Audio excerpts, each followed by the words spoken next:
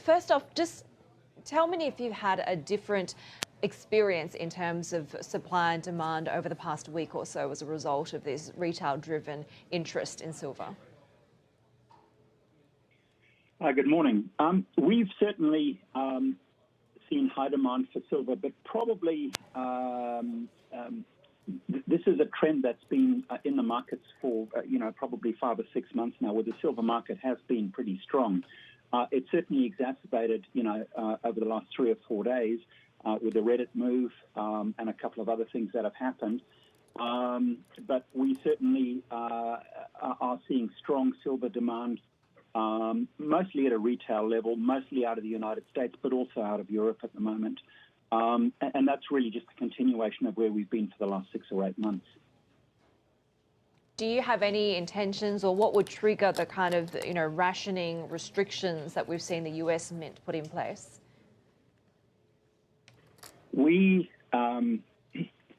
US Mint will always put rationing in place. They won't take forward orders where they simply just don't have the capacity to manufacture the product. We tend to do the same thing. We're not on rationing at this stage, although we're certainly selling absolutely everything that we can produce. But the point here is that the silver market is a very deep market, and as we saw with gold on COMEX last year, in the sort of the early to mid part of last year,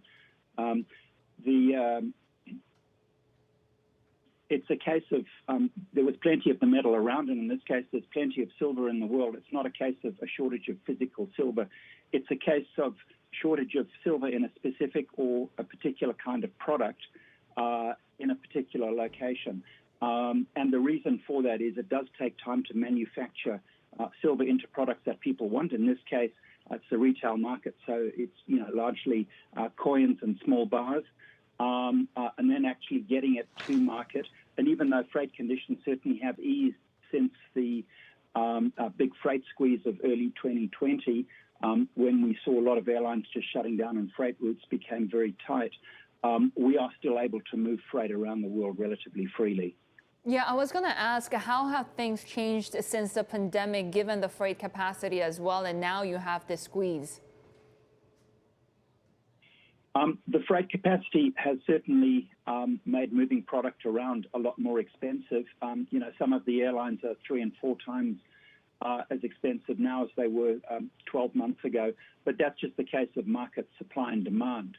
In terms of actually moving product around, over the last sort of 6 months, the situation has eased as the freight markets have normalized to a degree, but they're certainly more expensive now than they were before.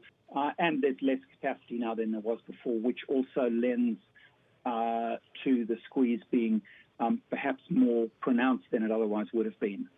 What are you seeing in terms of flows? We have heard customers selling gold in order to buy silver. Are you seeing that sort of rotation happen?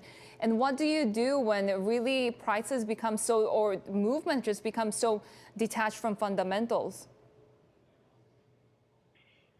Look, we are certainly seeing some of our investors.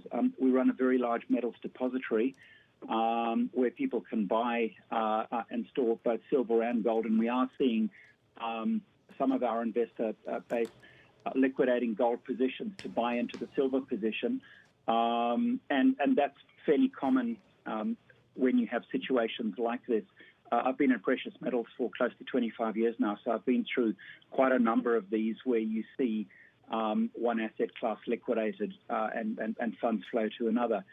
As the markets dislocate from the physical, you certainly do see an increase in premiums, but you also see the widening of spreads. And certainly over the last sort of 3 or 4 days, you've certainly seen a significant widening in spreads.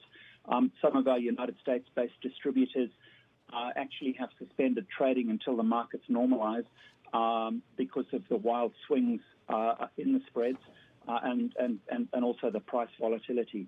So spreads certainly do go out, which does further exacerbate in the minds of the retail market the fact that there is this run on silver, there is this squeeze, and more people will then tend to pile into it. Just putting aside the sort of turbulence that we've seen in the last few weeks, I'm wondering, has the pandemic itself, has the start of the pandemic, have you seen investor behaviour, demand for different metals change during that period? I think the pandemic really has focused the world's mind on having precious metals as part of their overall asset allocation. We've certainly seen our depository grow relatively significantly. We're probably, we're probably 50 or 60% up on where we were a couple of years ago, and certainly over the last 12 months, that growth has been far more pronounced as people try to diversify their risk. And precious metals does provide that great asset diversifier, that great insurance policy against everything else. So saying, stock markets have been strong. Certainly some of the Trump policies that were very business friendly did tend to drive the US stock markets higher and higher. What few people saw, though, was that a lot of that drive was through tech stocks, rather than the broader market per se.